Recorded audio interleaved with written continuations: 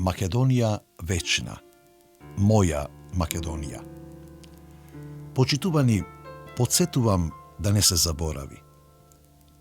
Сиво шаечно палто, сиви шаечни панталони и опнати до колената ореови чашири во пристегнатите опинци. Облечено само во левиот ракав темносиво кепе. Полу наметнатото и со повлечена десна пола и придаваше особено дива убавина на целата Гоцева горда појава. Китка темнокостенливи коси се подаваа над високото јасно чело, потпрено од лесно смуртени веги. Тркалесто црноморно лице се озаруваше од големите кафеави очи, правилен римски нос, подизвиен над неголемите мустаки, извајани во неопределена насмевка, одвај подуени усни и убаво заоблен подбрадник. Јаворовиот опис на Гоце ќе го запамети и овековечи цела Македонија.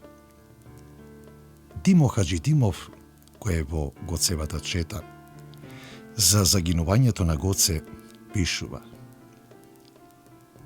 речи си цел ден и цела ноќ, ние скршени го гледавме својот водач, легнат како жив, со глава наведната кон земјата. Тој не баре плачеше над својата судбина, над судбината на цела Македонија. За нас, што го оставивме, тој и сега е таму на истото место, во истата положба. Тој и денес плаче над своето кобно место, каде што го оставивме. 15 часа турците не смееа да им се доближат на нашите убиени. 15 часа ние го гледавме мртвиот Гоце, наведнат, не баре над гробот на Македонија.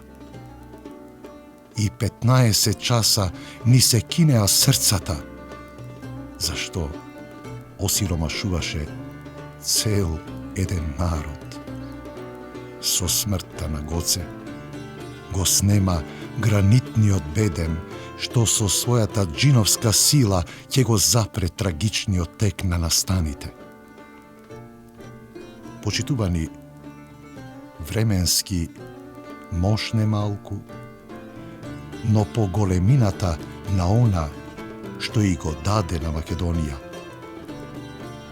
Гоце стана нејзин најсакан и најголем водач. Македонија вечна. Моја Македонија, наша Македонија.